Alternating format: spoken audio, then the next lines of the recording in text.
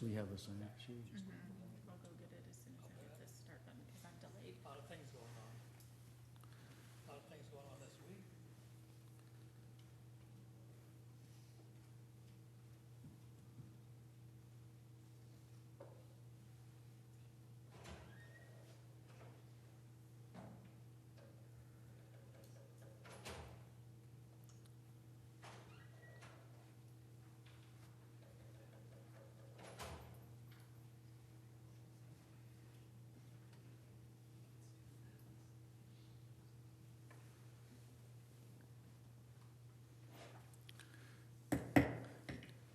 Welcome to our meeting. The date is April 29, 2025.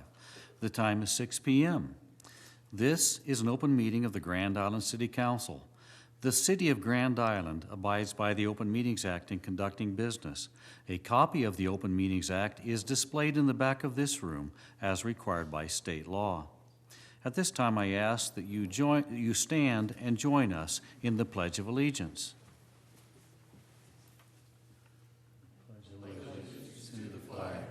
Of the United States of America, and to the republic for which it stands, one nation, under God, indivisible, with liberty and justice for all. The city clerk will now perform roll call. Council President Sheard. Present. Councilmember Stelk. Present. Councilmember Conley. Present. Councilmember Nickerson. Present. Councilmember Brown. Present. Councilmember Hazy. Present. Councilmember Mendoza. Present. Councilmember O'Neill. Present. Councilmember Pollock. Present. Councilmember Landfair will be absent, and Mayor Steele. Present. Also present are Jill Grenier, the city clerk, Matthew Gleason, the finance director, Carrie Fisk, the city attorney, and Keith Kurtz, the public works director. A sign-up sheet was available in the lobby for individuals wishing to provide input on any of tonight's agenda items. If you did not sign up to speak on an agenda item, please come forward, state your name, and the agenda topic on which you will be speaking.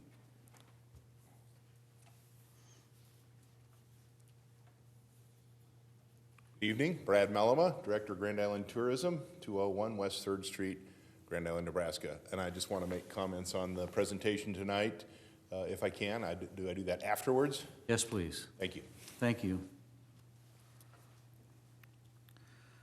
The first item on our agenda is 5A, Parks and Recreation Master Plan Presentation. Mr. McCoy, please lead us off. Thank you, Mayor. Good evening, City Council. Last year, we hired Confluence to help us with a Parks and Recreation Master Plan. I think it's been a great project. It was very beneficial for us to look at our facilities, look at some of our programs kind of in a new light. I think it was 1997 when we had our last master plan completed. We had some great public engagement. It was amazing. We had a lot of stakeholders come to our public meetings. We had a lot of responses from surveys.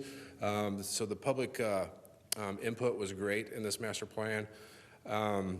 I'd just like to say thank you to our stakeholders. Thank you to the steering committee. Thank you for everybody that contributed. Thank you to our Parks and Recreation team that have contributed to this master plan. Today online, we have Brian Trusty. He's with Pros Consulting, so he's going to be available here in a minute to give a presentation. I'd like to just say thank you, to give a shout out to Jeremy Watson for making this happen. So this is the first time we're using some new technology tonight, so I think this is a first for us. So, and I think I'm just going to go ahead and turn it over. Caitlin Bolte is with Confluence. She was the lead for this project. I'm going to get Caitlin up here. I think council members, if you have any questions, just turn your lights on. We'll just answer questions as we go, if that's okay. And actually, because we're doing this by Zoom, I need council members to use their laptop so that Jeremy Watson downstairs knows who the speaker is, if you want to comment. Ms. Bolte, please proceed. Thank you. Mayor and members of the council. It's so nice to be here in Grand Island tonight and present to you our process that we've done just over 12 months and go over kind of the needs that we see within Grand Island. Since we've done the 1997 master plan, it was due for a new one, and the citizens were really excited to give us their input as well. So we'll go over the needs assessment, what the community said, and also kind of the action items moving forward.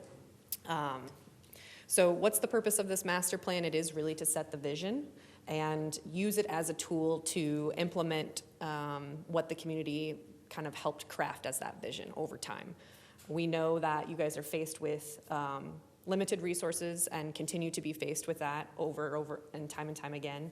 This is hopefully a tool to help understand what's the highest priority to your community long term and how you can kind of chip away at that list throughout the years to come. So that's ultimately why we do this master plan, why we do this vision plan. Not necessarily that you have to do all of it at once or all of it in 10 years. That's certainly not the case, but it's a chance for the community to dream big and to see what's relevant or important to your community today, and a tool for Parks staff to use to evaluate progress. So in the plan, there are 9 key chapters, and the 10th chapter is the appendix. That's where you're going to see all the nuts and bolts of the things that we did. But the main chapters are the executive summary, the demographic trends and analysis is chapter 2. You're going to have a summary of the public engagement on chapter 3. The benchmark analysis and system needs, recreation program analysis, and operations and financial assessment are the overview of the system needs, and that's what we will go over today in the presentation. And wrapping up the action plan on chapter 8. And some funding and revenue strategies, because that's also, you know, if we have a need, we need to figure out if there's additional funds or strategies to increase that revenue. The appendix will include these items, which would, you know, detail out the exact public engagement, any of the specific questions that you want to see that were asked, and the results of those questions are all in there. Recommended maintenance standards, core and casual recreation trends that Brian's team provided, specific benchmark analysis matrix, and then Appendix E is where you can find specific inventory for each park that we did. So we did inventory all of your parks, and that can be found in the appendix. The overall timeline and process, as I mentioned, this is just over a year's worth of work. We started back in March of 2024. We met with the steering committee 4 different times, certainly at the kickoff all the way down to reviewing the recommendations and action items within that chapter 8 that we'll get to at the end of the presentation here. We had 2 public open houses. That first public open house was really setting the vision. The second was the findings of the plan and how we're going to move forward and get comment from the community at that time. And anything in yellow is the online engagement that we offered to supplement the in-person efforts. And we are wrapping up the final plan in April and May of this year. So let's just dive into these items. We're going to walk through each of the needs assessment. I would say overarching, these are the things that we look to craft the recommendations. And we kind of, they all play together. Starting off with the site inventory. So we were out on site last April. Took 2 days to evaluate all 50-some parks. And we met as a group with Todd and Jeremy and Barry and our team to determine good condition, fair condition, and what needs improvement, so that as we broke up into separate groups, we had an understanding of what felt like was good condition, what we felt was fair condition, and what was needing improvement. We used Grace Abbott Park as our precedent park to kind of kickstart it and evaluate things, and then we did the remainder of the parks. These are the parks that we inventoried, so everything from your mini parks or detention cells to neighborhood parks, your regional parks, and we did include some of the other areas that parks staff maintains, like the boulevards and the cemeteries. So areas of strength as it relates to just the inventory itself. The parks are regularly well maintained. They're tidy, mowed areas. They get cared for often. Most of the neighborhood parks do have shelters, and there is a great example of accessibility at Lions Club Park. The baseball facilities tend to be in good condition. Some are seeing those renovations and that investment happening. You've got concentrated pickleball courts that provides that recreational, popular rec activity. Your regional parks are probably your most beloved parks.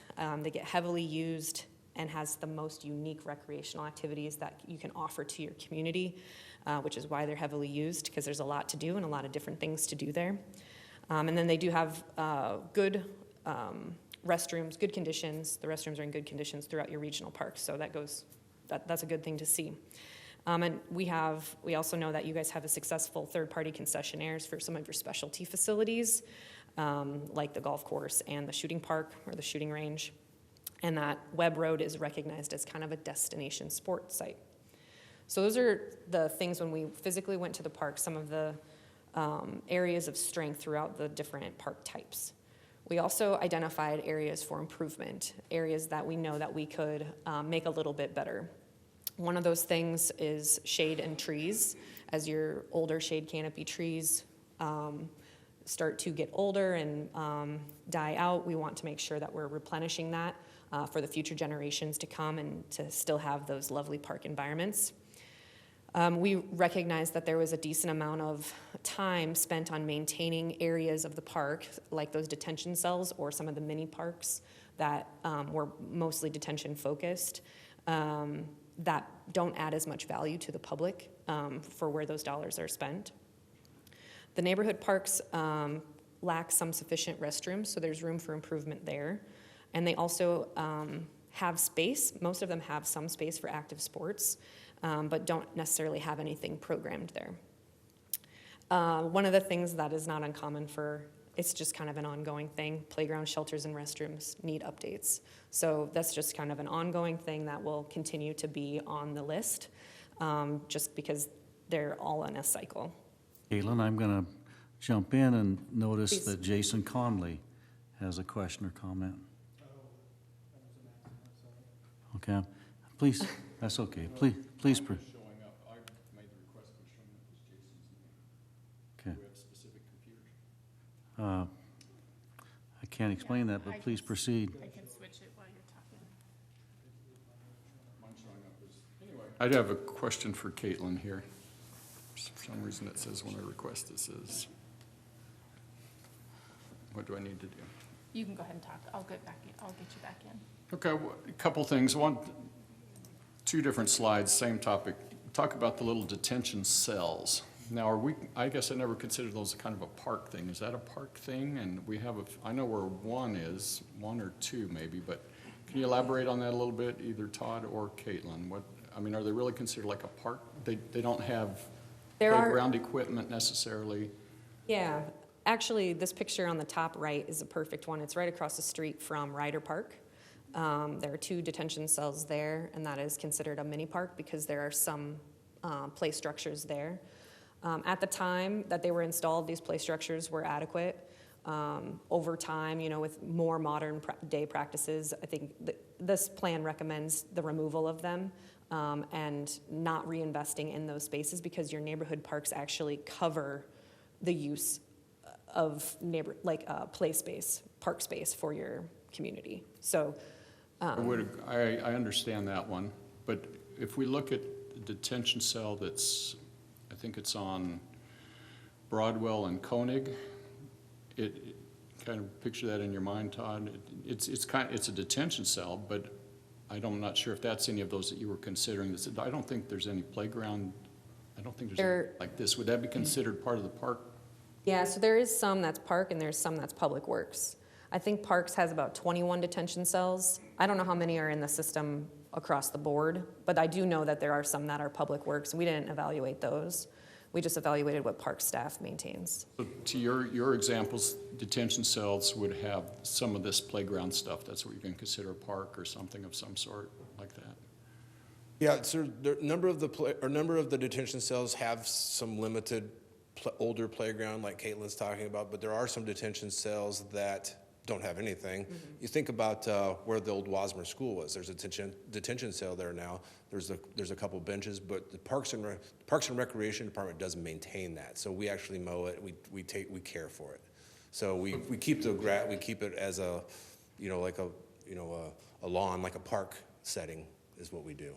That's how we People maintain can it. kind of go out and mess around, but there's really nothing, there's no equipment or anything, you just got a And I place to think hang. that's where Caitlin's recommendations are coming from, is that potentially we could do something a little different there. Yeah, the mini parks that are currently that we inventoried are these 8 right here. So a lot of them are along Custer, and that is a system of detention cells that help with stormwater runoff. But they do have play structures on them that are outdated, and the intent is to, the goal of this master plan is to over time make them more natural, as that's something that we heard from the public, that they would like to see have more walking trails or natural landscapes, more passive spaces, not just mowed turf. But ultimately, this plan is recommending finding one of these as a pilot program to test it on and get the community involved, help explain to the community why it's transitioning, why it looks different, working with the Nebraska Conservation here in town to establish a native plant palette and plants that would be sufficient for stormwater. So that is the long-term kind of recommendation of this plan. Okay, very good, thanks. Question. Some of the other areas for improvement, the kind of maybe less popular sports over time, like the basketball, volleyball, and tennis, are in some of the poorest condition and can be looked at as renovated or rehabbed. ADA accessibility to your park facilities can be improved upon, like a hard surface walkway to each facility would make your park super accessible, and that would be a way to improve upon accessibility for your parks.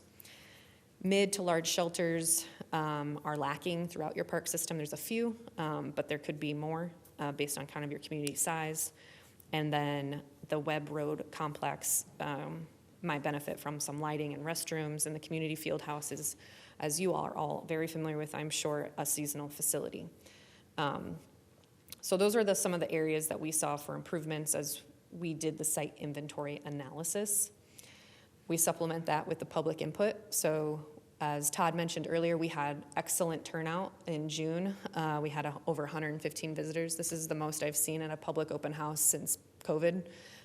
So your community was very engaged in this process at the early stages of visioning and setting the vision for this project.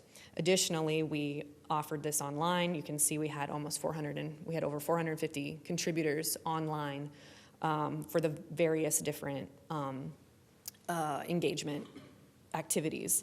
And then we did supplement them with some more detailed conversations with key stakeholder meetings, and we had 12 different interviews to have kind of 1-hour conversations with vested groups in the community that would use the parks or would use the parks more if. So that's who we kind of talked to there.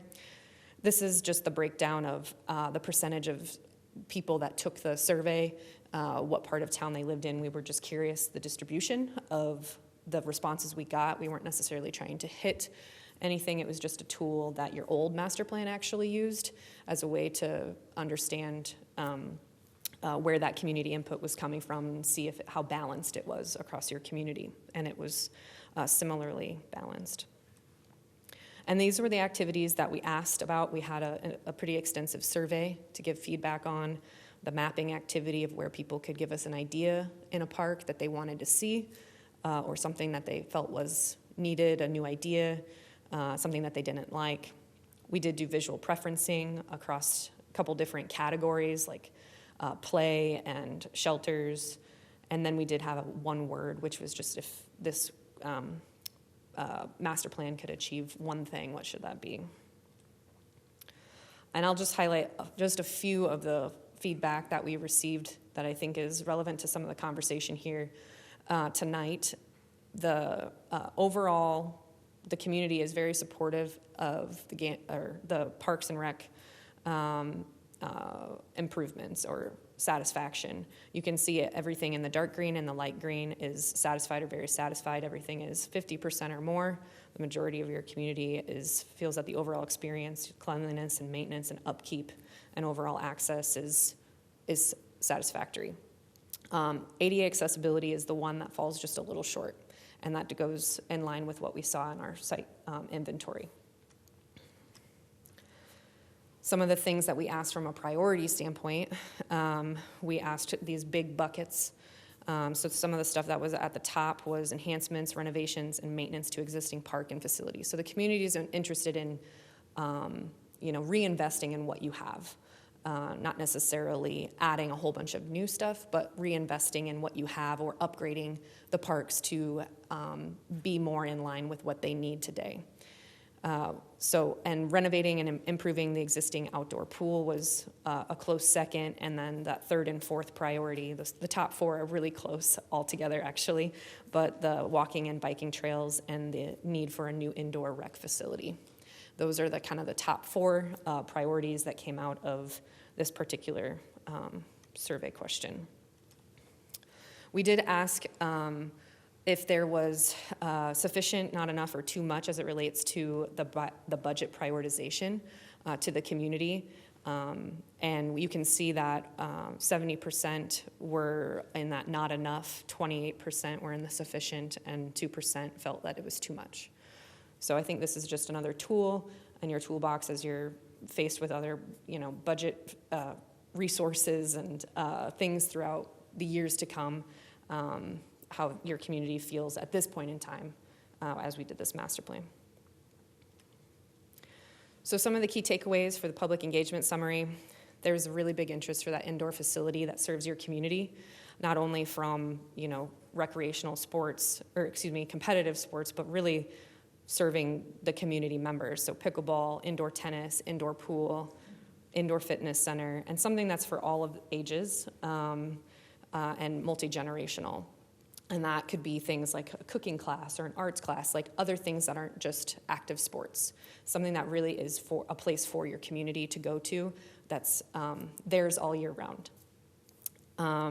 These other three bullets speak to biking and walking and trail connections. That's pretty high priority to your community, making safe crossings to the park, making safe pedestrian crossings within a neighborhood to get them to the neighborhood park, and continued coordination with some of the barriers that you're faced with, like 281 and the railroad in your community, to try to connect your different quads of your city.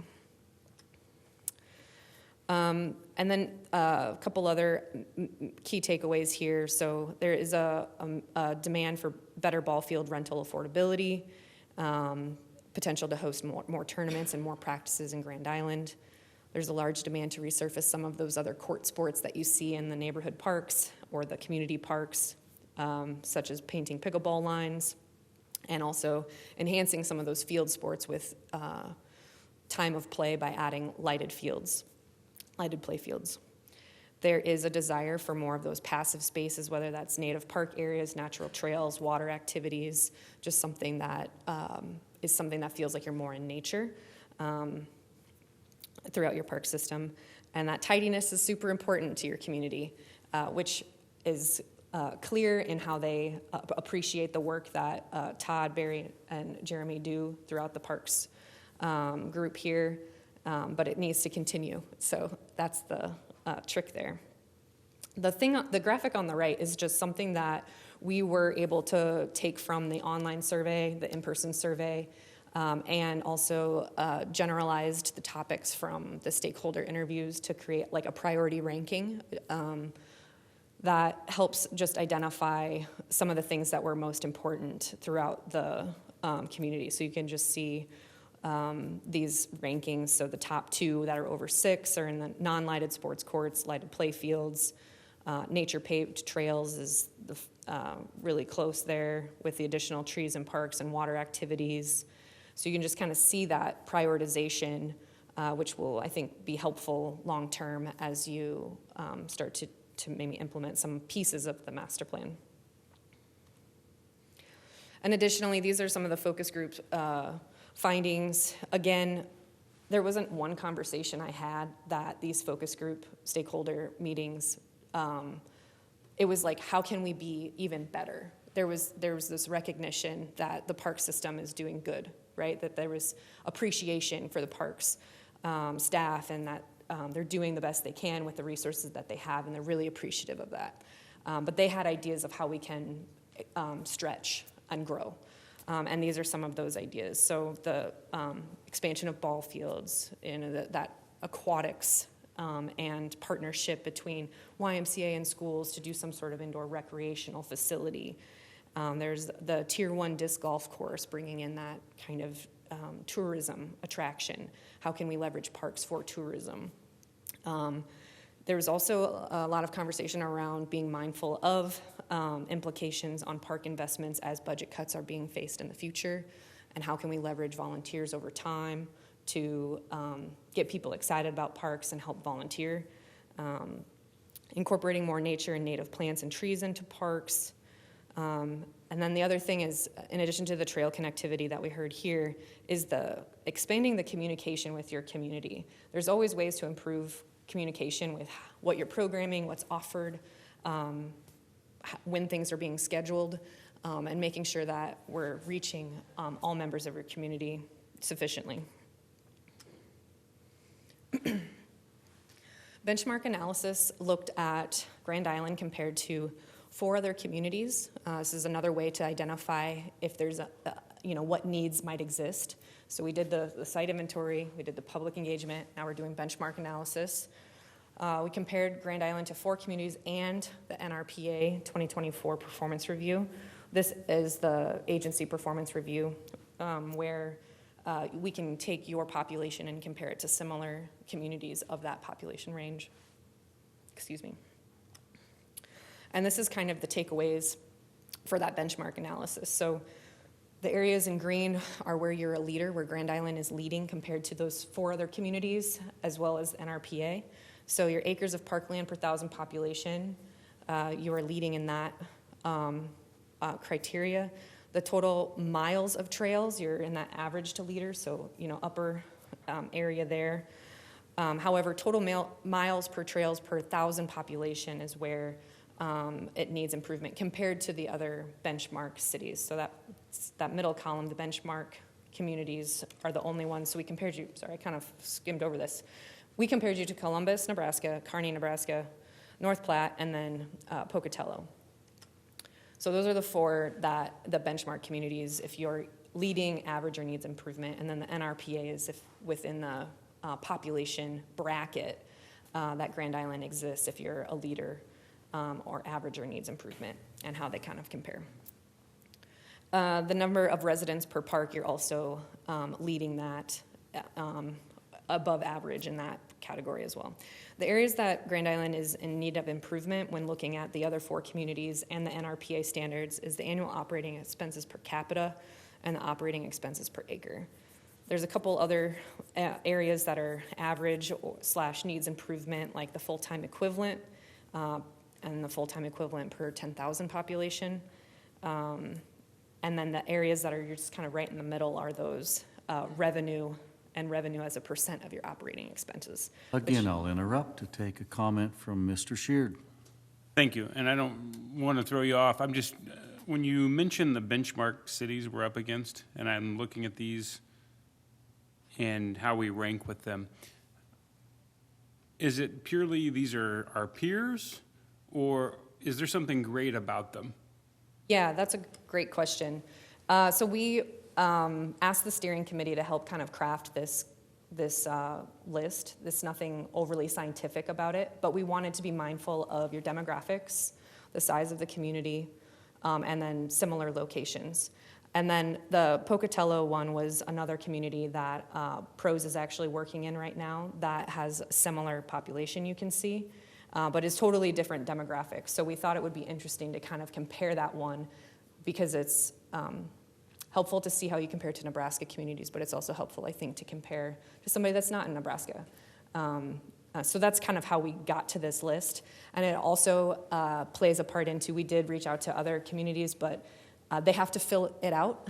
They have to participate in some of the information and share this detailed information with us. So if they're not willing to do that, then we can't benchmark against them. So That helps knowing that it's not that, we need improvement in one of these areas. It means we're lower than those other 4 That's communities. right. Those could be way out of bounds, just like we're the leader in number of parks per resident. that the others could be terrible, and we just have, that doesn't mean we're great, that's just comparatively. I see what you're saying. So the NRPA one is Correct, but the benchmark is just those peers. compared to those four, Gotcha, thank you. which is why we did both. So that it is, because you're absolutely right, if you compare it to the four, it's just those four. And the NRPA, I don't know off the top of my head how many communities put information into it, but it's a decent amount. Like it's a lot. And it goes from like 0 to, don't quote me on this, but it's like a smaller community, like 0 to 20,000 population, and then it's 20 to 50 population and 50 to 100 or something like that. So those are the brackets of communities that you can fall within.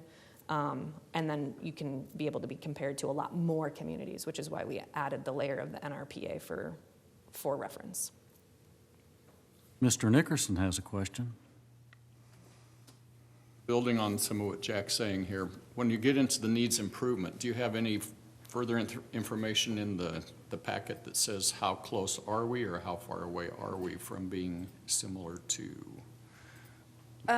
We do have that in the appendix, like the benchmark, the full benchmark analysis. This is the summary tab of it, but you can see the numbers specifically, how far away you are from some of those communities. So that is included in the appendix of the report. Devil is in the details there. Devil is in the details there. I don't remember off the top of my head, but we could definitely take a look at them. Fine, we know where to look for it, but okay. Yes. Mr. Hossie. Yeah, I just had one question on the full-time equivalents. Some of our park systems are run by contractors. Did you include the full-time equivalent count from each of those contractors? No, it would just be your full-time equivalents for these numbers. I mean, don't you think you should? If you hire a contractor to run the golf course, for example, that you should count, I mean, you can't count the golf course as Sure. running and say you're short of FTEs. If we actually have the FTEs, there just happen to be contractors. Yeah, that's a great clarification. The shooting range and the golf course are not included in this piece. They're kind of separate entities in this analysis. Okay?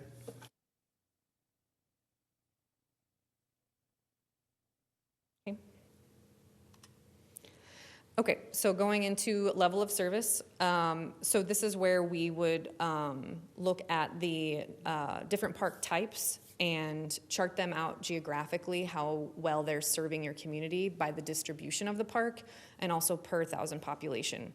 And this goes hand in hand with this question about the FTEs. The specialty facilities, detention bases, cemeteries, and boulevards are not included in the level of service. Regional parks, community parks, and neighborhood parks are included in that level of service because they are not these specialty facilities. They're more of a blanket community serving park with all users coming to it. And that's kind of industry standard. So neighborhood parks is half-mile service radius. Community parks is 1 mile service radius. It would serve 1 mile. And then any regional park would serve up to 3 miles. From a population standpoint, neighborhood parks are,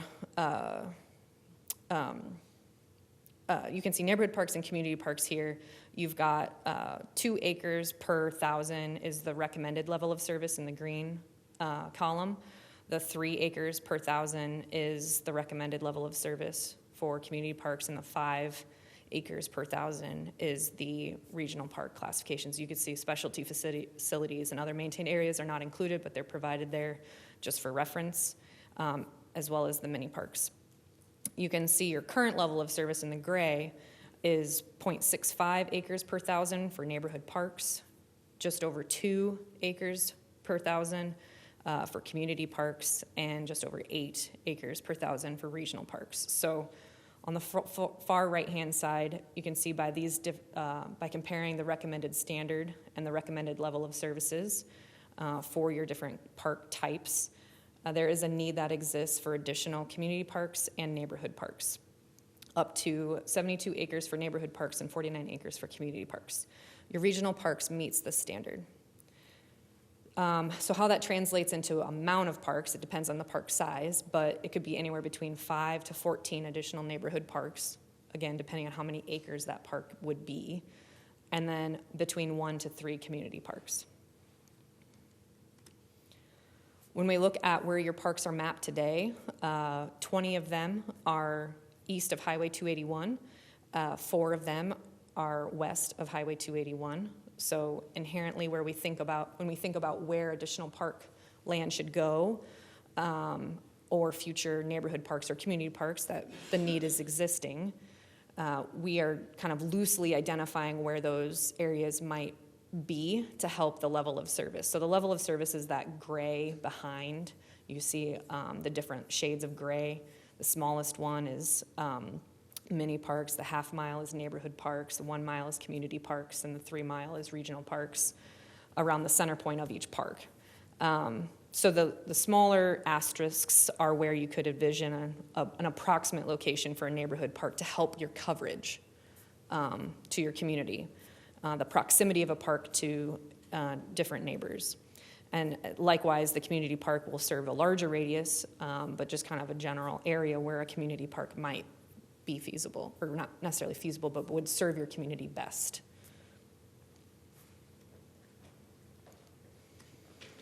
Mr. Nickerson?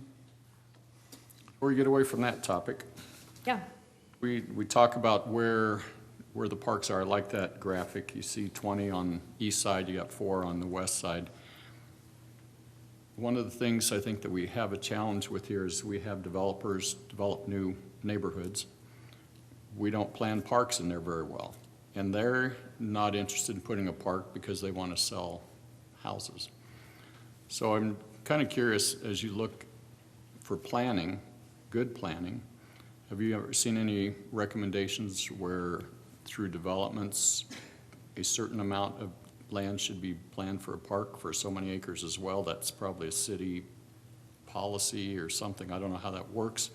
But part of our problem is we're building out a lot of subdivisions, but parks aren't planned in there. Now you got houses there. So how are you going to put a park there? Any insight on what you've seen there or what you may have come across?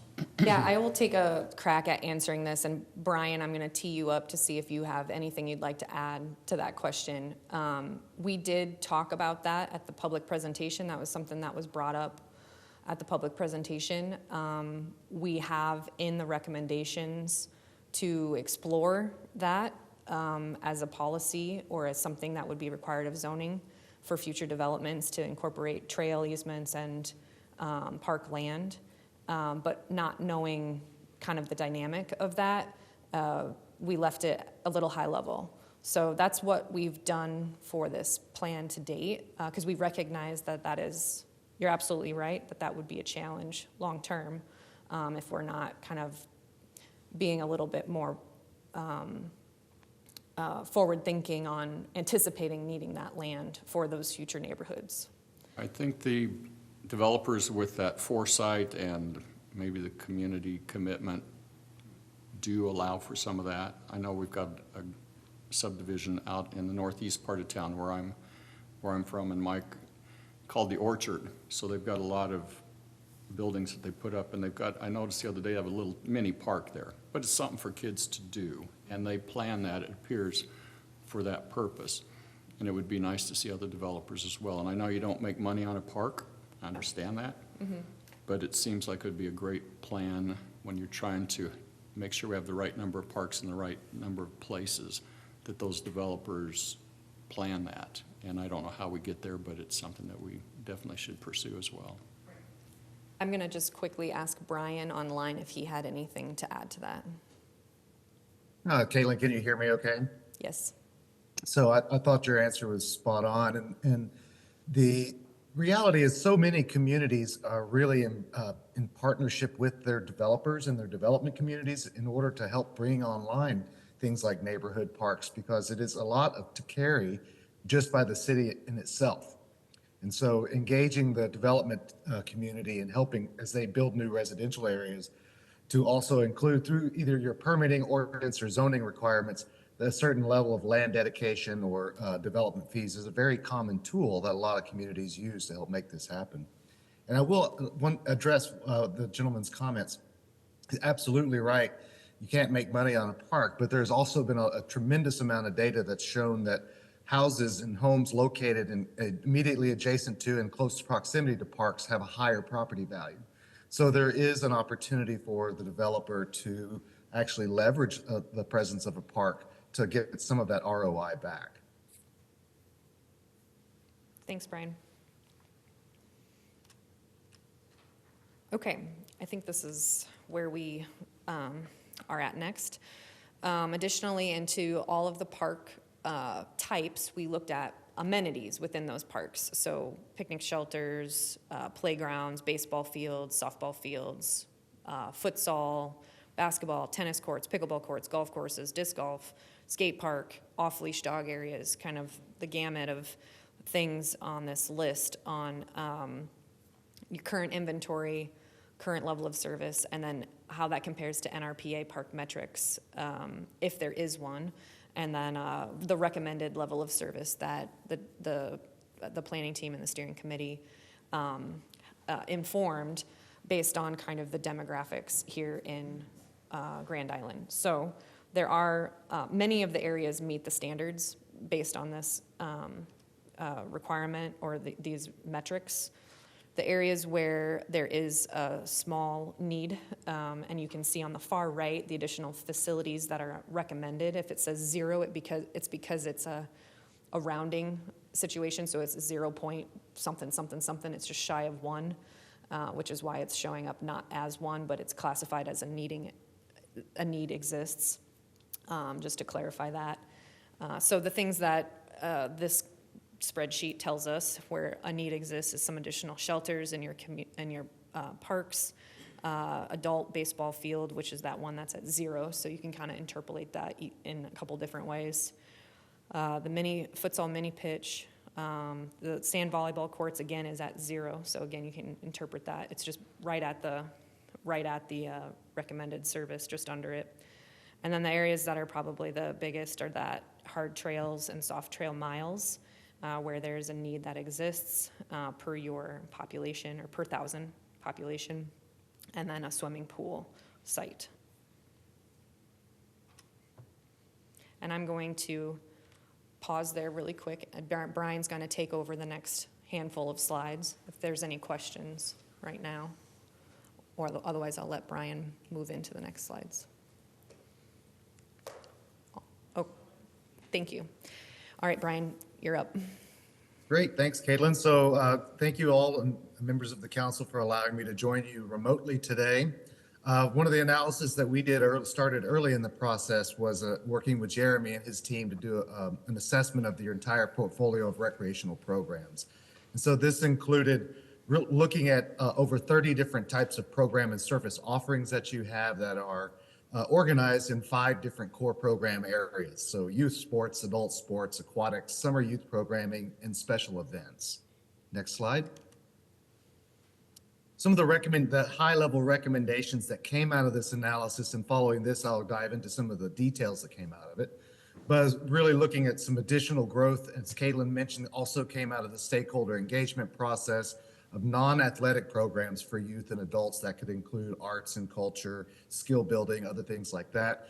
Programming for active adults and seniors, really wrestling with considering whether or not childcare services would be something that you would want to consider associated with maybe indoor recreation spaces. This is something that a lot of parks and recreation departments do, and this is also something a lot of parks and recreation departments intentionally do not do. So I think considering it in Grand Island is important. Certainly an opportunity to grow in teen programming. With the closure of the YMCA, looking to secure an indoor aquatic venue that was such an incredible asset to the community. And then also this additional recreation space being probably a multi-generational type community center that would be helpful to fill in the gaps that we also heard from stakeholder and community engagement. Next slide. So one of the areas, the lenses that we looked at all your programming, this is looking at all 30 of those programs across the 5 different core program areas, was the ages that they served. And on this table, the P stand for primary target market, the S is secondary market, and then you had no cases in which you had an area of programming that had both primary and secondary in a single age group. But what's nice to see here is you have broad age segmentation across all the core program areas, Every age segment is being served. And in a couple of cases, you have they include all age programs. So this is good. And Next Mr. slide. Trustee, Councilmember Hossie has a question. So Yes. Brian, I'm looking at this slide my question is, for the senior 55 plus, what would be considered what kind of event would you have as a primary market for seniors? I mean, what Like it as a shows on the special slide, it doesn't event? look like we have any activities that would be primarily targeted at the 55 plus category. Is that So that is an area we do feel like you could add a lot of programming, and particularly in the non-athletic programs, or also something that's become very popular amongst seniors is adult fitness. So fitness and wellness programming. You'll notice that you don't have a core program area that includes senior offerings, and that's oftentimes a very common core program area for park and recreation departments. So your programs are primarily focused on active adults and youth at this time. So I do feel like there's opportunity to potentially grow in the senior space. Okay, thank you, Brian. Okay.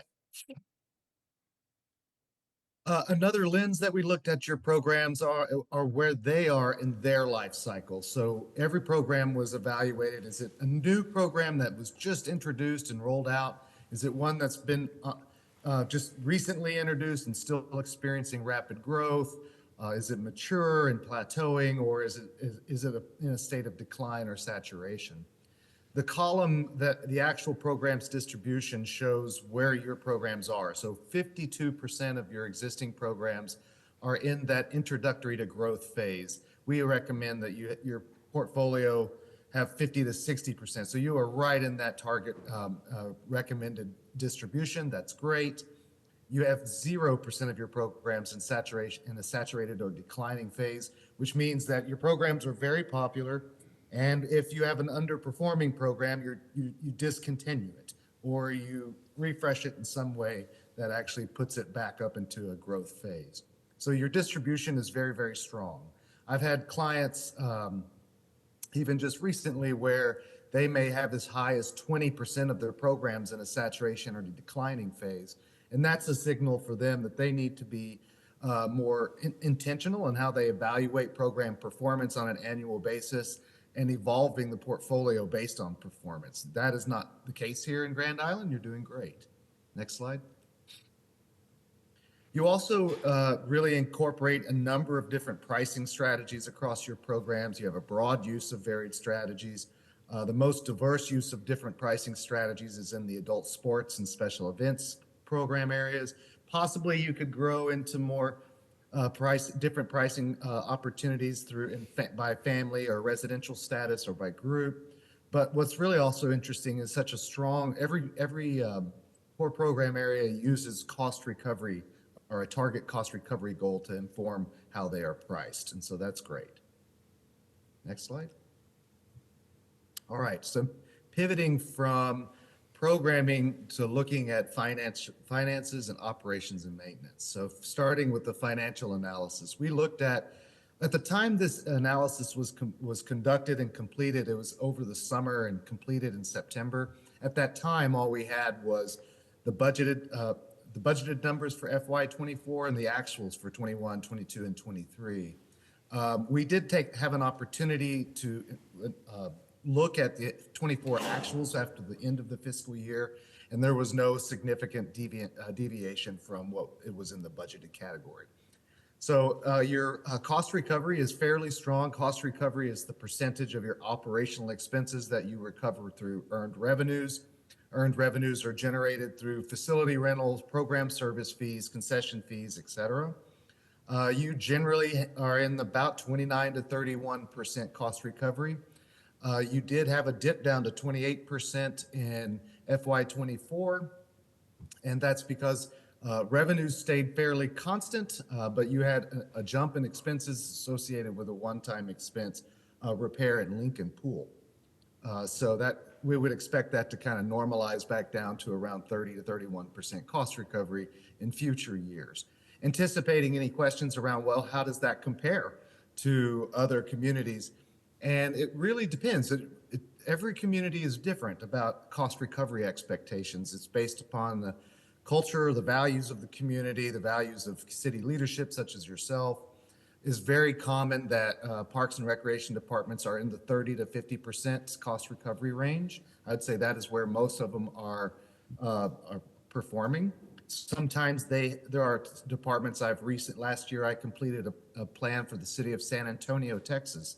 And because of the demographics in that community, they intentionally had a 0% cost recovery. That was their goal. They gave everything away. And so, it's not bad to be an outlier in the low end too, if that's something that you're doing intentionally, because it's how your community service is best positioned and what the expectations are. Next slide. So this is looking at all the various divisions within the Parks and Recreation Department. And we really looked at specific comparisons on 7 different categories: park operations, which is maintenance; park administration; the field house; the water park; Lincoln Pool; Stolly Park Railway; and cemetery.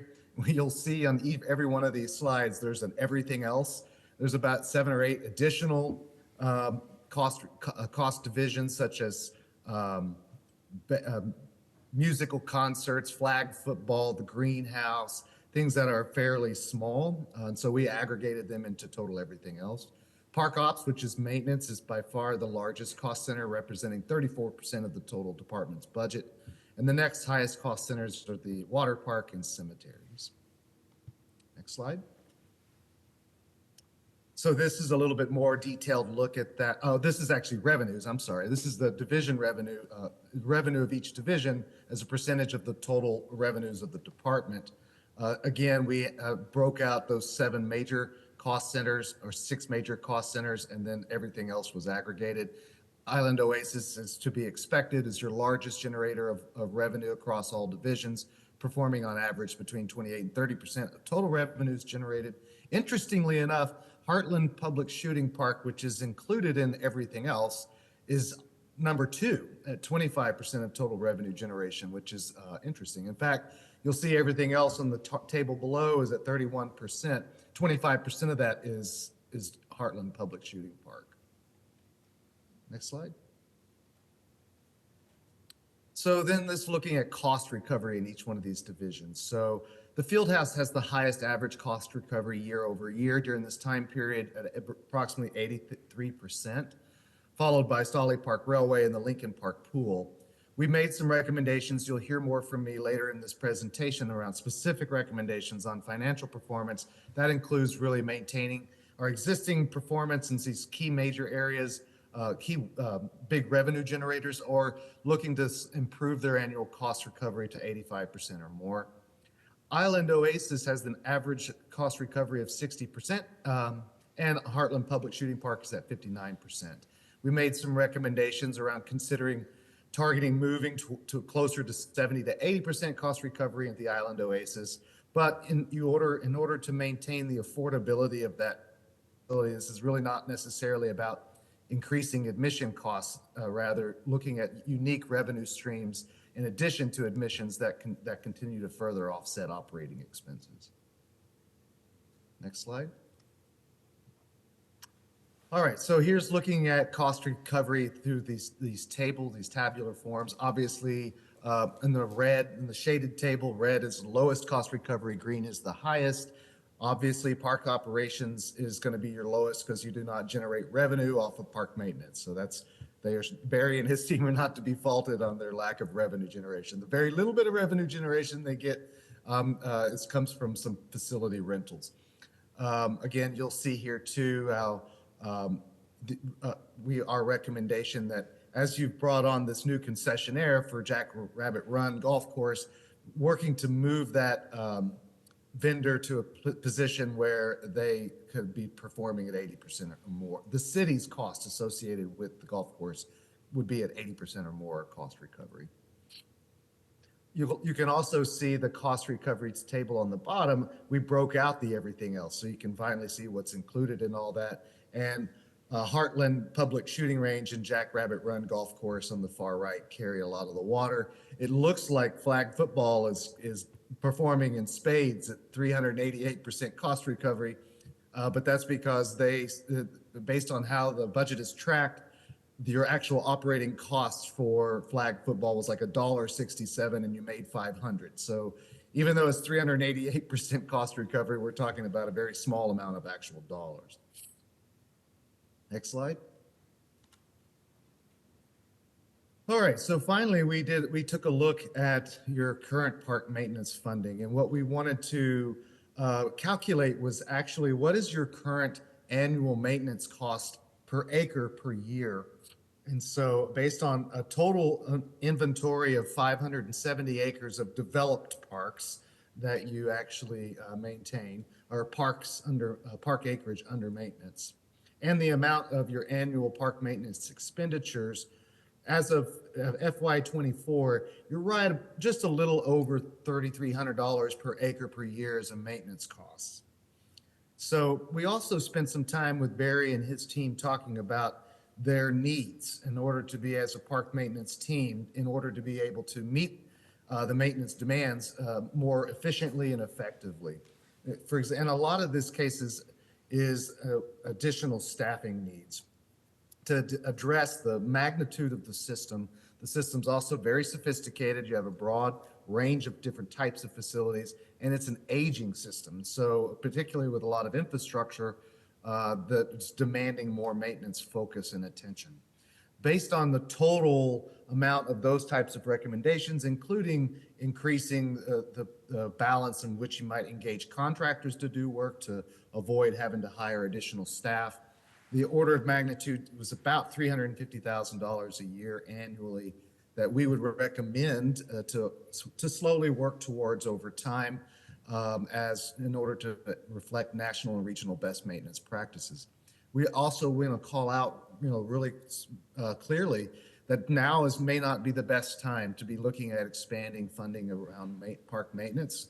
This is a time when a lot of communities are sharpening pencils and tightening belts, but at least you have the data. This master planning process identified the needs around improving the efficiency and effectiveness of park maintenance and the costs associated with do that. And we put that in that scale of a cost per acre. So our recommendation was that you go from where you are today, which is around $3,357 an acre a year, and aspire to closer to a little over 4,000 acres per year. Yes, in the table below it says that's a 2026 recommendation. That may not be the best timing for you now. I think this is just an aspirational target as opportunity presents itself to be able to increase overall park maintenance. To give you an example, right now you have one irrigation specialist and you have 64 independent irrigation systems spread across the community of the park system, many of which are aging and need a lot of attention. That's just one example of that type of capacity we were recommending adding to park maintenance. And Mr. Sheard is going to jump in with a question. Thank Okay. you. When you say that there's 570 developed acres here, does that include all of those detention cells we talked about, everything that was on that earlier slide? Yes, it I does. believe it does. Yeah. Yes, it does. Okay. And as Caitlin mentioned, there's opportunity for cost avoidance and maintenance there with this potential pilot program of looking at managing those detention centers differently than just a mowed landscape. Not only would it be more cost effective, it would potentially also increase the ecosystem service value of those sites. It does require, that kind of thing requires some public education, because oftentimes when you do a conversion to a native landscape, as members of the city council, your phones will start lighting up as people are saying that we're not taking care of these places anymore and they look ragged. And And it Mr. just takes Hossie, and Mr. Hossie, Yes, Brian. So given the seasonality of the park's maintenance, between winter and summer, doesn't contracting out additional FTE make more sense when you have a seasonal operation?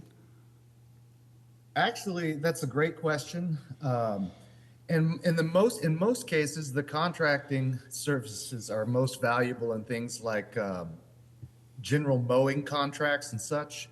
Where you see the greatest demands in seasonal maintenance is actually in things like ball fields maintenance. Most of your seasonal hires around improving, being able to meet maintenance demands with facility usage on a seasonal basis is on all the active sports facilities. And those would be incredibly difficult to find contracted services to be able to do at the standard that you care for these facilities as a city. But definitely in things like mowing, for sure. So if you took some of the, I'll call it the basic skills of maintenance, like from the mowing and tree trimming and that, and even the irrigation thing, you can easily find contractors in Grand Island that could do any of those things. You know, there's people here that you could hire tomorrow anywhere to do that kind of a level of activity, and maybe hire full-time FTEs for those specialty tasks or specialty skill positions that are hard to find. I would agree. There's a lot of different opportunities to look at how you could do the maintenance function in a more cost-effective way. Okay. Finally, you know, we talked about investments and the need to be able to grow the capacity of the department, whether it be through FTEs or contracted support. But we didn't want to leave you hanging. There's also a number of different new funding and revenue strategies that are fleshed out in the master plan that we spent some time talking with the steering committee and with Todd and his team about. You know, so oftentimes public parks and recreation departments depend on a very small set of funding and revenue strategies, 3 or 4, maybe 5 different types, like fees, service fees, or park bonds, things like that. There are a lot of different opportunities and proven strategies even here in Nebraska that maybe we can look at to add more arrows to our quiver. So this is not about trying to make the dollar go further. This is about actually trying to make the pie bigger.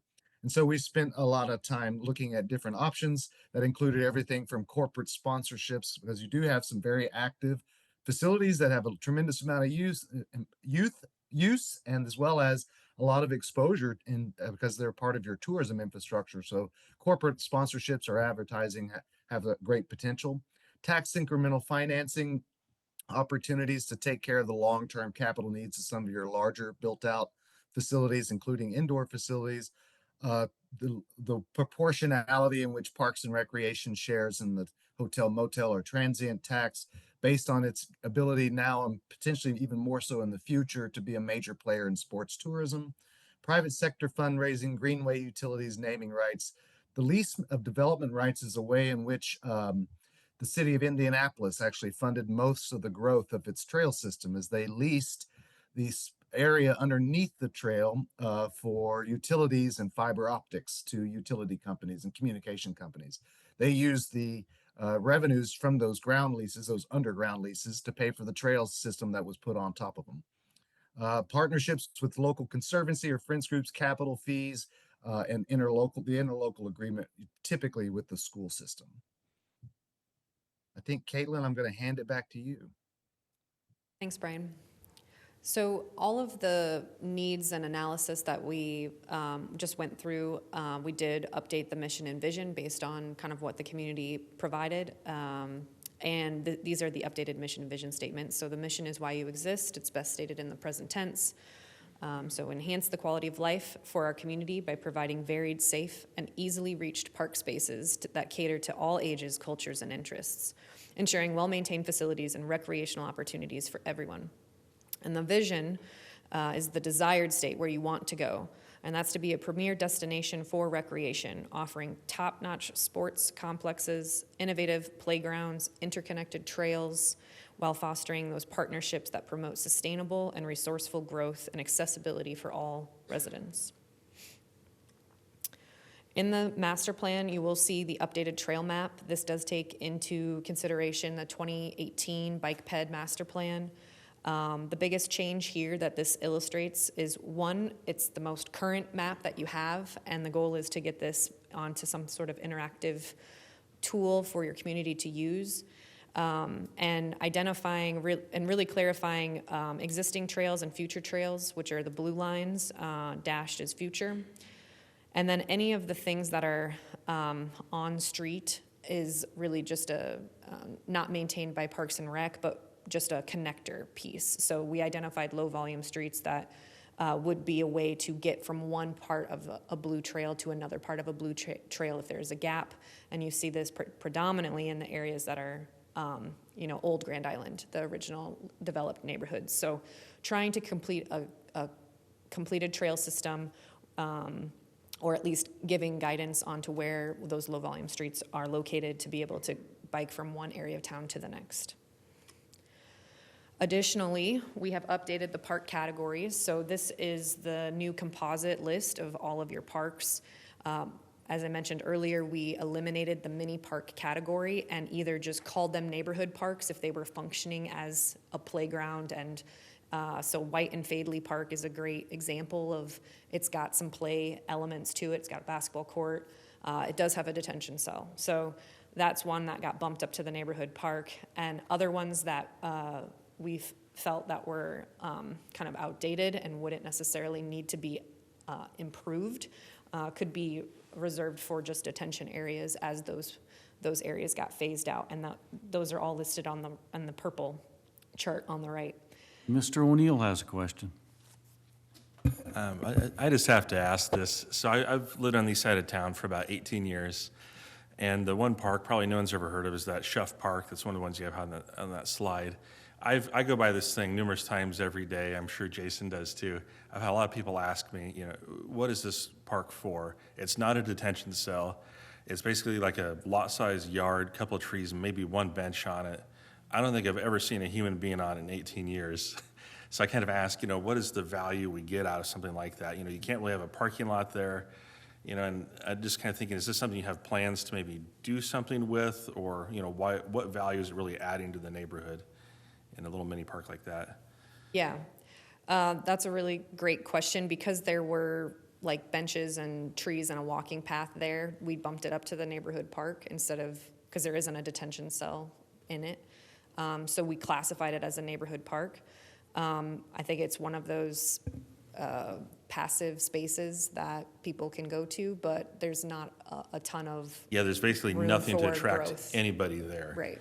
And so I don't know if that's something we would consider putting something else at, because otherwise there's zero draw to it, which is probably why no one goes there. But Sure. I'm sure that maybe there's some strategical reason it exists that I'm not aware of, but I just had to ask. I can't speak to why it exists, but from a master plan standpoint, it's essentially just being reclassified as a neighborhood park and kind of left as is.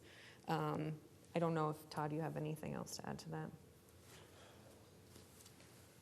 I don't. It's been around since before my time, and I think it's one of those things that was probably just donated to the city, way back when. And Yeah, we've I'm always- sure named after somebody, but yeah, just curious, because it just seems like it's a ongoing expense without really any value to anybody, so. But thank you. Good question. And then, of course, the updated parks map. So all of these parks that are in these charts, along with the detention areas, the boulevards, the cemeteries, are all outlined here and color-coded to match, so you can see how those are reflected in the updated Parks and Rec master plan. All right, we're going to jump into the action plan. So this is chapter 8 of the document. This is what Todd and his team will use to prioritize elements. They're classified or organized in a way that has recommendation or a goal. The goals are something that's aims at which can be broad or specific, and then you've got the action item or the recommendation underneath of that. That could be a specific item that the city should take action on. And it also gives clarification on responsibility, the cost versus return and budget, the priority ranking, project timeline, and performance measures. So in the responsibility, we do identify if which department should take the lead on. I would say, generally speaking, Grand Island Parks and Rec, Todd's team, is responsible for coordinating all of this stuff, but it just made more sense when going through the steering committee for maybe some other department to potentially be the owner of that, like, for example, the communications side of things, where you'll see the GI Public Information Office being a part of that. Some of the funding strategies are city administration, because it was talked about as being something more global, not just specific to parks. So that's why those different responsibilities are shown on the action plan here. The cost versus return or budget. So if there's a way to give a specific budget number, which you'll see on the actual park improvements, which we are not going to go through all 50-some park improvements tonight, but they are all in the draft and are itemized with a budget number. If it doesn't have a budget number, it's kind of got a cost versus return to just kind of help you understand how to outweigh if costs outweigh the benefits. And just a note that those budget numbers, those hard numbers that are provided, does not include contingencies, soft costs, inflation, those types of things. So as this plan serves you over the next 10 years, those numbers would need to be kind of accounted for and modified. Priority ranking, this was based on the needs assessment, so this takes into consideration the recreation analysis, the stakeholder interviews, the public engagement, the site inventory, the system needs, and any of those benchmarking elements. So trying to holistically kind of put that into a low, medium, or high priority ranking.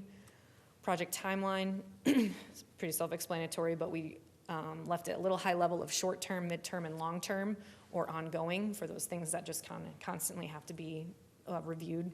And a performance measure is provided if applicable. So I'm going to let Brian talk through the financial goals. Sure. So this is an introductory slide, and there's a slide that follows that goes into much greater detail on each one of these.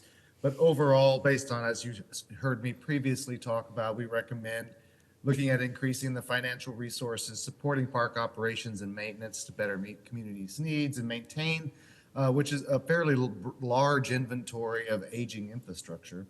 Of course, as we just talked to, the gentleman asked about the ability to hire contractors to be able to balance that out. That's certainly a strategy that you can look at as you go through this process. Improving the overall financial performance of some key cost centers, as we've talked about before. Boosting funding through new revenue strategies. Creating and continuing partnerships to leverage assets. So the city is not the only game in town when it comes to providing parks and recreation. And so looking at those partnerships that can even make what you do even much more efficient. And the ball field affordability by prioritizing community use first. Next slide. There's a lot of content on here. This is probably somewhat of an eye test to you all, but I'm not going to go through all of this. But what you can see is that under each one of those goals, we identified very specific actions that could be used as a part of the annual work plan for the Parks and Recreation Department as you are going through implementation of this. And again, I'll also acknowledge that in some of these recommendations around increasing financial resources this may not be the right time to be doing that. And that's certainly understandable, but at least in the course of this process, we've collected the data and identified needs, and we've based some recommendations around it in order to meet those. Next slide. Okay, from financial to programming, we had 3 major programming goals: improving and expanding upon recreational programming to better meet community and current emerging community needs. We talked about senior programming, teen programming, et cetera. Improving the financial performance of recreational programming and target program classifications to increase opportunities for added revenue. So this is where we can boost our funding abilities through more revenue strategies on programming. Next slide. And this is the detail behind those 3. So everything from looking at arts and culture, programming that celebrates the Latino heritage, given the very large component of the Latino population within Grand Island, teen programming, universal rec programming, which is programming for people with special needs that can either be done through staff or partnerships. And in your case, I think through partnerships is a great way to approach it if that's a possibility.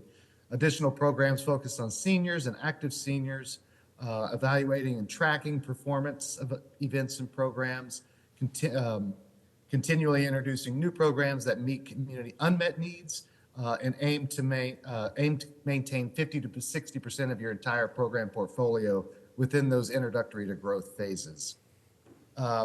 Looking at improving the revenue generation and offerings at Island Oasis Water Park, and continuing to evaluate ROI from all your marketing initiatives.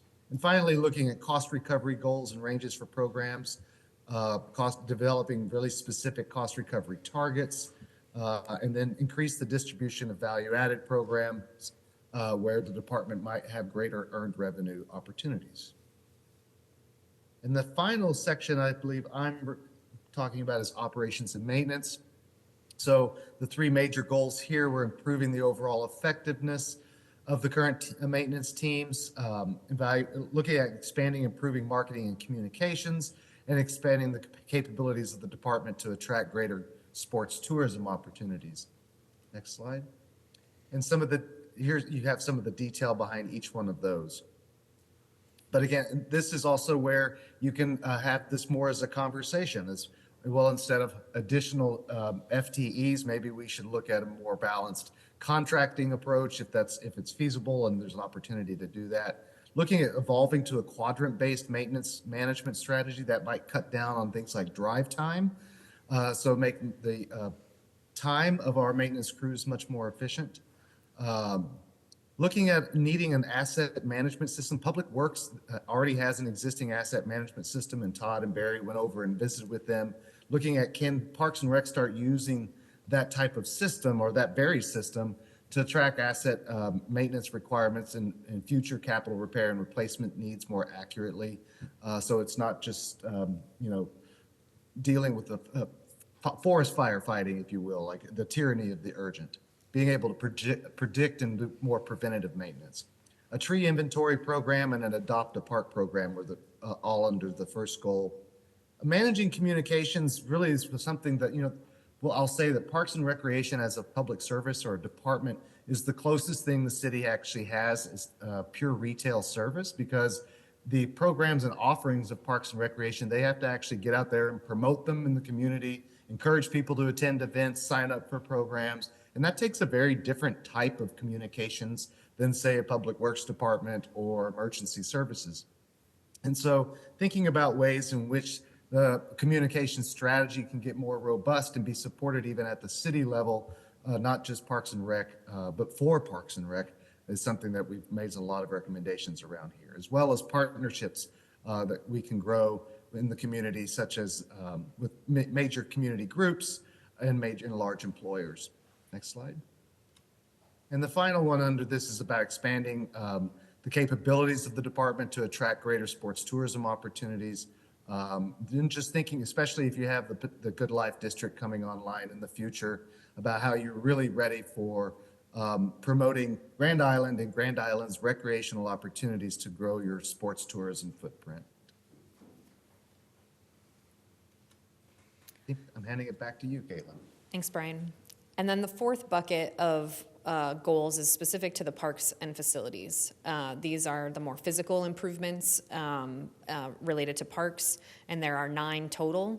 The 9th one is an overarching one that just says expand and improve park facilities, that has a laundry list of each park listed with suggested capital kind of improvements or reinvestment ideas. So the first one is to provide a multi-generational indoor community facility. This is one of the really large things that we heard from the community engagement portion. Create a consistent identity for the Grand Island Park System that is recognizable to the public at large. This is more of a best practice to continue to strive for that identity. Excuse me. Transform those existing mini parks into more valuable and ecologically sensitive public spaces. That's that big idea of trying to take some of those irrigation systems out and being able to use those spaces for something more native, something that's more passive and nature trail-like for community members to use. Enhance trail network and connectivity to parks and city destinations. Integrate parks and learning environments, so that's talking about educational opportunities, especially with schools that are nearby. The parks having a really great synergy to be able to provide that. Develop and maintain park facilities for all ages to attract and retain aging population. This was a really interesting comment that, or conversation that evolved over this process of the ability to the older population, as people continue to age, are staying more active. So being able to create not those active senior adult programs or competitions or areas for them to be active so that they want to stay here and age in place long term is another kind of big goal here. Enhance the connection to nature, increase accessibility and use of the ball fields, and expand and improve those park facilities, like I mentioned. So kind of going through these, the multi-generational indoor community facility, I think there's a lot of conversation with the Good Life District or opportunity with the Good Life District to kind of see what that should look like or could look like, and you've already started to do that. The feasibility study is a direct recommendation to make sure that we understand the proper size of that to meet the community desires, which we know is pickleball courts, community rooms, swimming, walking track, learning spaces, performance spaces. So there needs to be something that kind of sizes that for your community. Creating that consistent identity for the park system, clear signage and wayfinding to key park amenities, consideration of a site furnishing standards guideline, so there's consistent look and feel across your park system, and then similarly for your shelter improvements. There's some suggestions on how to transform existing mini parks into more valuable and ecologically sensitive public spaces. As I mentioned earlier, it's removing any outdated play equipment from any mini park. Work with maybe there are some actually pretty cool retro items in those parks that would be maybe neat to feature as art in a different location in town because they're pretty funky and neat. So how can we leverage that as the storytelling of the park system of Grand Island? And then the rest of these are talking about converting them to from a mode detention area to a natural area, and study those outcomes. See how they reduce costs, see how management goes of it, see how the public thinks of it, and then use that as a litmus test on how to maybe move forward with the rest of those detention spaces. Conservation Nebraska is very interested in partnering with the Parks Department to help do that and incorporate more natural environments in the community, and continue to leverage your volunteer groups to help educate, promote, gear up volunteer efforts for planting, et cetera, et cetera. Enhancing the trail network and connectivity to the parks and city destinations. This is just continuing to look at that trail map and find ways to implement those future pieces. There are some specific ones that were mentioned, like at Eagle Scout Park, Veterans Athletic Complex, and Camp Augustine, trying to prioritize those. We know that there's some barriers and some challenges with that, but just bringing attention to those. Another one that's important is to prioritize trail connections from the community college to housing and apartments, so future housing and apartments, as many people that come to the community college use trail as their main mode of traffic, and that's really helpful when you're able to traverse that space from house to college. And another specific goal here is to take that trail map and make it into a form that your community can use. It's interactive and it gets updated regularly. Anybody new coming to your community can figure out how to use your trail system, know where proposed trails are at or existing trails are at. Bike rental stations along key trailheads as a potential partnership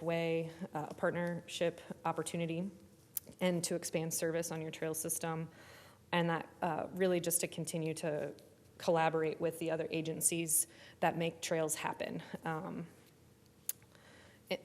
Goal number 5 is to integrate parks and learning environments, as I mentioned, being able to use physical education classes within the trail system or learning opportunities through native planting design, and then integrating agricultural-based themes to kind of bridge the gap between rural and city, and exposure of city and rural to different kiddos or park users or playground users.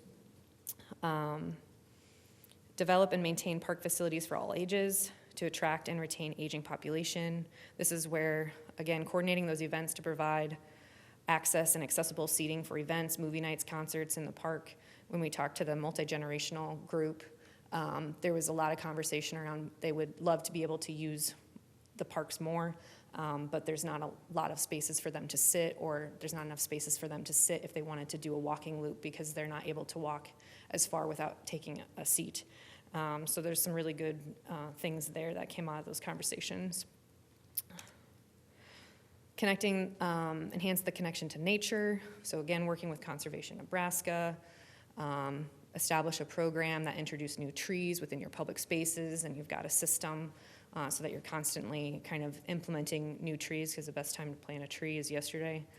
And then highlight where natural areas are in the city for people to explore.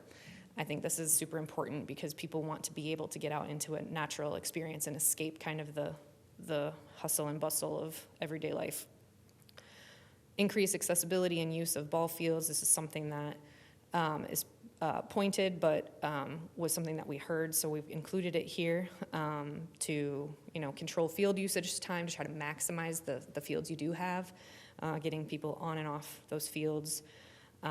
Look for opportunities to serve the adult-aged kids, the 13 to 18, especially within the Good Life District. Expand and improve your park facilities. So this is where we have some general recommendations, and then this is where you would see the rest of the park improvements. But we talk about providing ADA access to each, like one amenity, one unique amenity within all parks is a good goal, good thing to try to achieve. Implementing more shelters to accommodate gatherings of 50+ people. Again, these are certainly important in your neighborhood parks. Make sure your bike racks are at parks. They're in visible locations near trailheads. Repurposing your tennis courts or other hard-surfaced courts that could be lined with other elements. And identify and evaluate where future futsal courts could go, along with pickleball facility. This is the bench seating guideline is, again, just trying to make sure that benches are easy to use, especially for all ages. And that is essentially the action plan for Chapter 8 and concludes my presentation and Brian's presentation. Mr. Sheard. Thank you. And thank you for a robust plan, and to everybody who was a part of it. I think it's fantastic that we have, it's been a long time since we had one of these evidently, and it's good to have all of this. It's a lot to take in, so thanks for the summary report. Just thinking about the number of people that participated, and I wrote down a ton of questions, and honestly, I think it all comes down to, can we leverage those folks further? Because when I'm looking at questions that I had, and a lot of it was,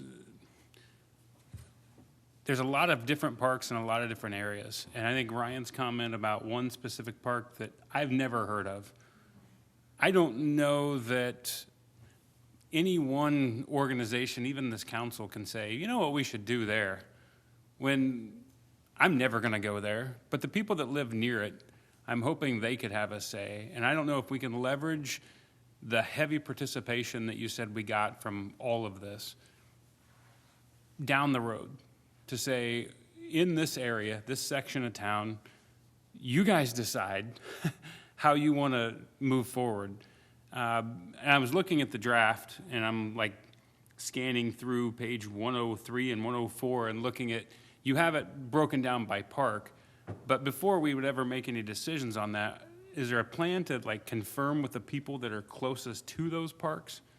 You'd mentioned the walkability and the access to these parks. I would hate to make all of our decisions universally instead of getting really granular to our neighborhood. So I asked a lot of questions there. I'll let you talk now. So during the public engagement process, we printed a map of each park. And also online, each park was available to add comment to. So mini parks, all of that stuff was on there to be able to give your comment on.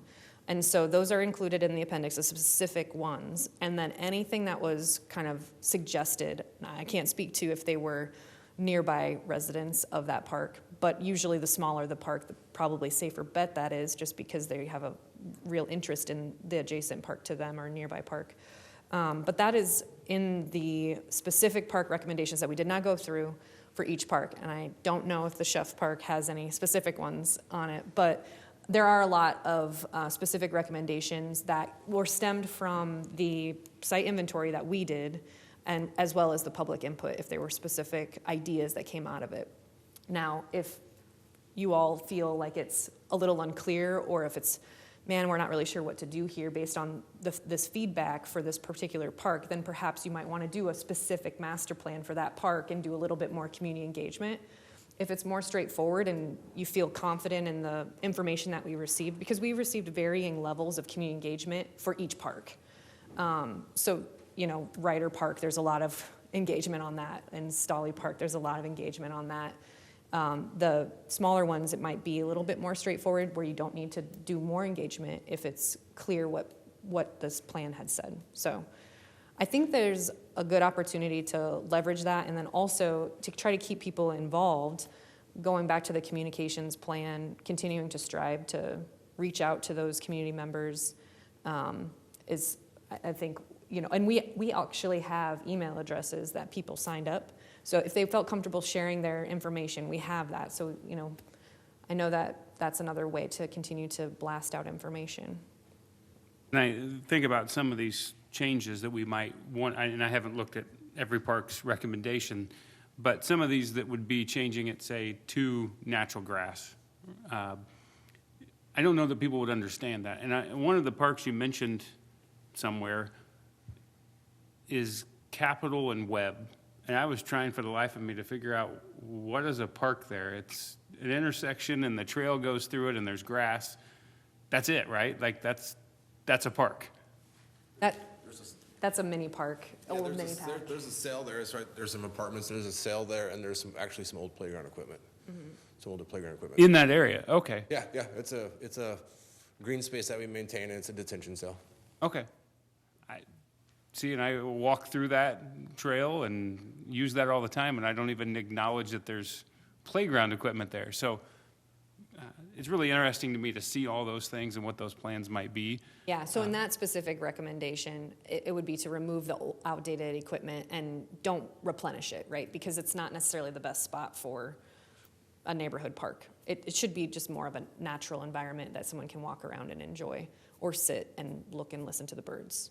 So when you guys made recommendations like that, that would not decrease the number of acres, or would it decrease the number of acres, how you classify it?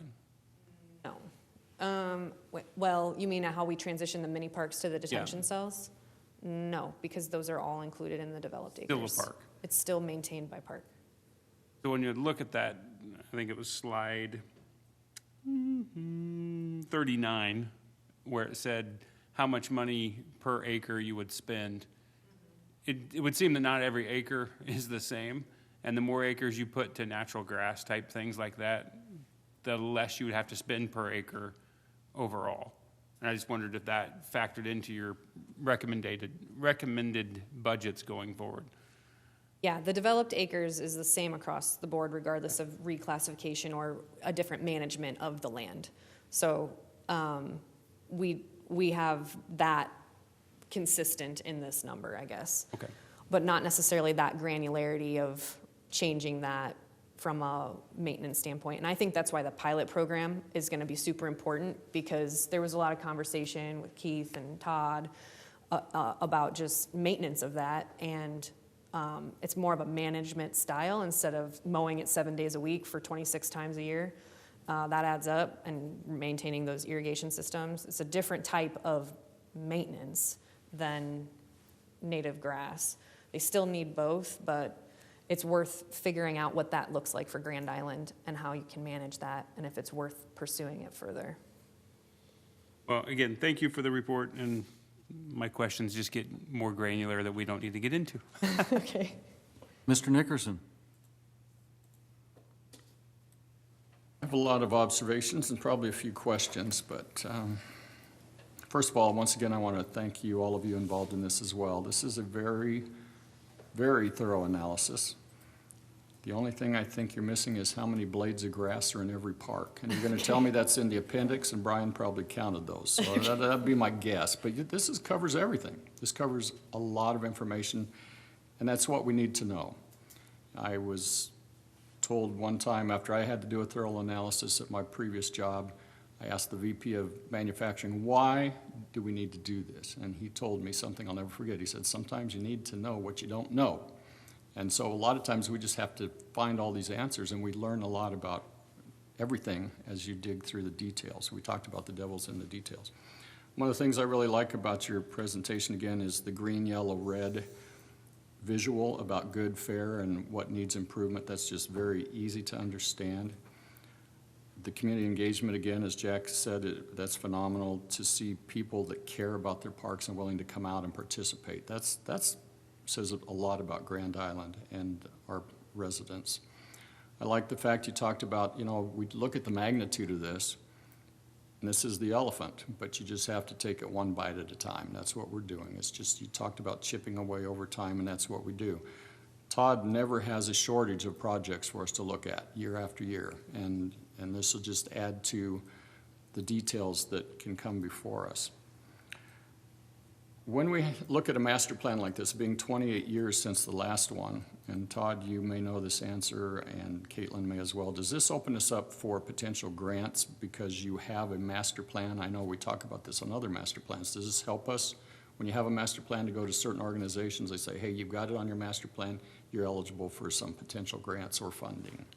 Yeah, and we did have someone on our steering committee that was grant focused and helped make sure that our plan is prepared as best as it possibly can in the current environment right now with for future grant funding. So I would say absolutely, and the thing that would separate this from other things in my experience with grant applications is the level of community engagement when you use this plan to be able to showcase that you've had over 450 online engagement participants and over 150 in-person.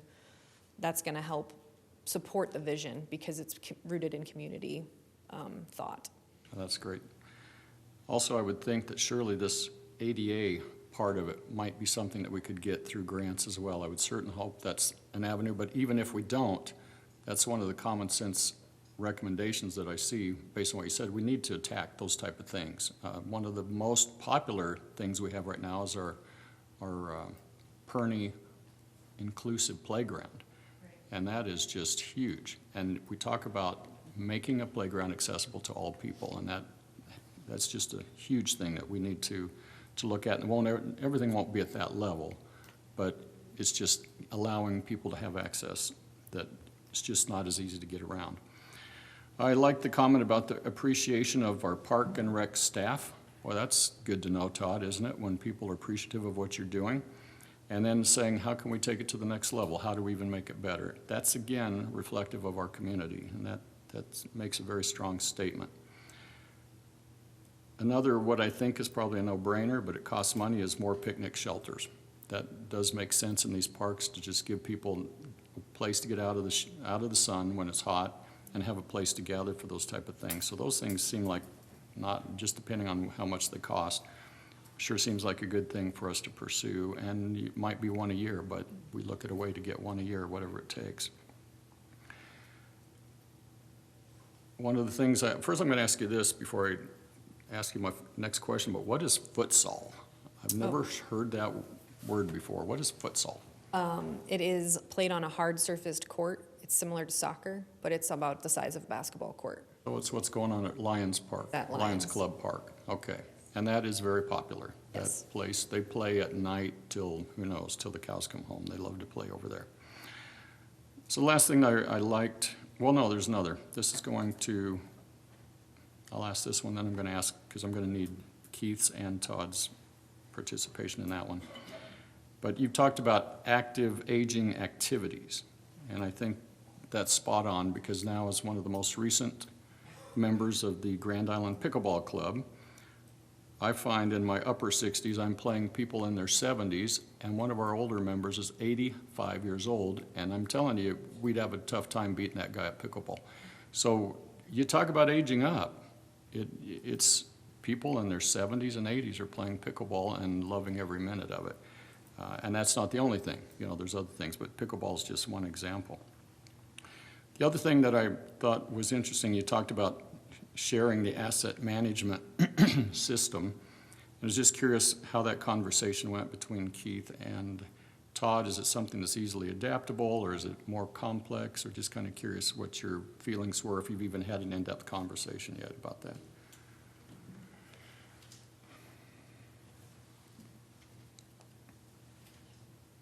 Todd probably can speak a little bit more. I know he met with Shannon, and they kind of went over some of the basics. I don't know where they're at on implementing that, or if that's even a consideration. Obviously, the system that we use has a lot of different portions to it that we aren't currently using. I don't know if there's extra fees associated with if we upgrade and use some of those things. But again, it's a heavy lift. We're a little further along. The first step is just taking inventory and obviously all those things. So it would take time for them to roll that out, but I mean, there's no bad time to start that process for sure.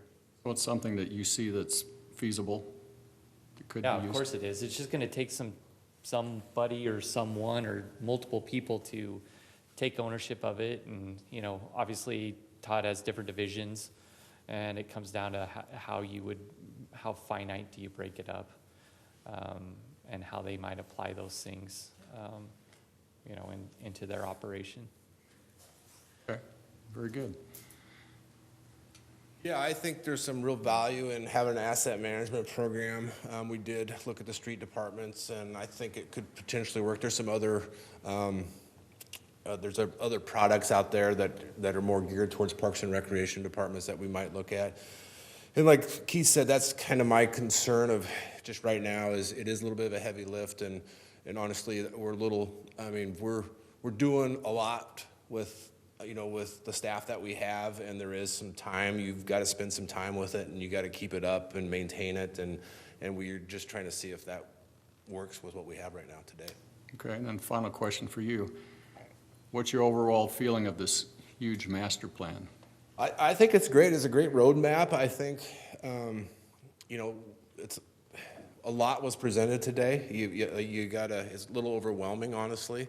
Overwhelming for, I'm sure, City Council, overwhelming for us even. I think we got to take, I think somebody said bites at a time.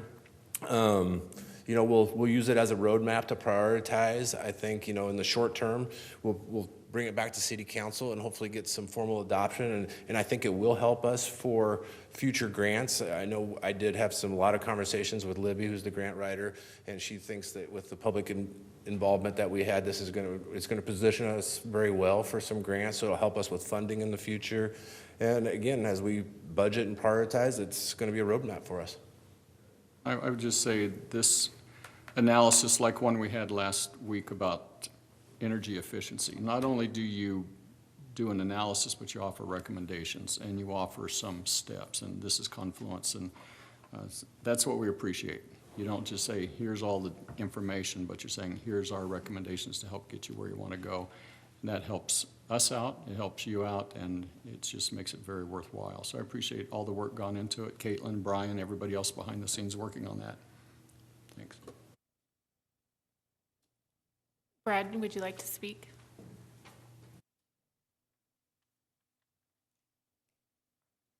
Well, thank you. Appreciate the ability to come and sit and listen to this well-thought-out plan, and just made a couple of quick notes here as I was listening to some things here. First of all, kudos to the city, the Parks Department, and Confluence for putting together one heck of a plan. And I just think back to the old Charlie Brown cartoon where he would shoot an arrow at the wall and then draw a circle around it. That way he hit the target every time he shot. Well, that means planning makes sense, right? And you said 97 was your last plan? All right, well, that one probably is well executed and on its way, but thank you for doing that. Parks are a connective place, and in the tourism world that I represent, a destination, this is all certainly a part of that. And I want to also tip my hat to you and your efforts with Ryder Park.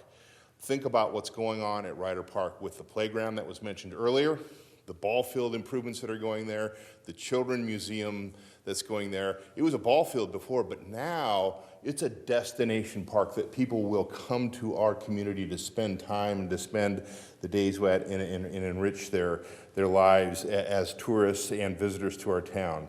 But it doesn't have to be that fancy. It can be as simple as a disc golf tournament. We had 90 people in Grand Island last week down at Hall County Park for a disc tournament. 83 were not from here. Okay, it can be as simple. That was a temporary disc golf tournament, so it doesn't have to be the multi-million-dollar asset to bring the people to town. Years ago, I ran the 4-H camp at Halsey, and we had a saying, it was the staff and not the stuff that makes the difference. And what do I mean by that?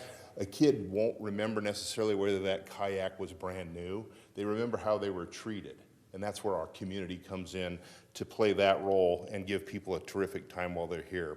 So things that separate our community from other communities.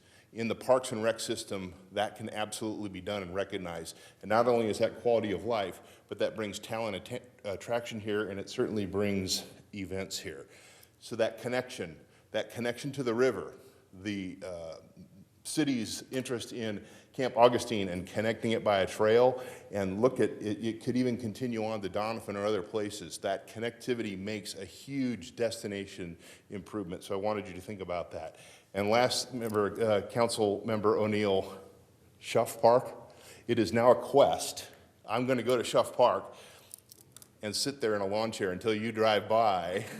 I don't even know where it is either. I'd never heard of it but now it's a quest. I think we're going to try and market the park as a wonderful place. So I'm on the Save Schuff Park committee right now and go from there. Thanks for bringing that up. I appreciate it. But those are the comments that I have for you. Thank you.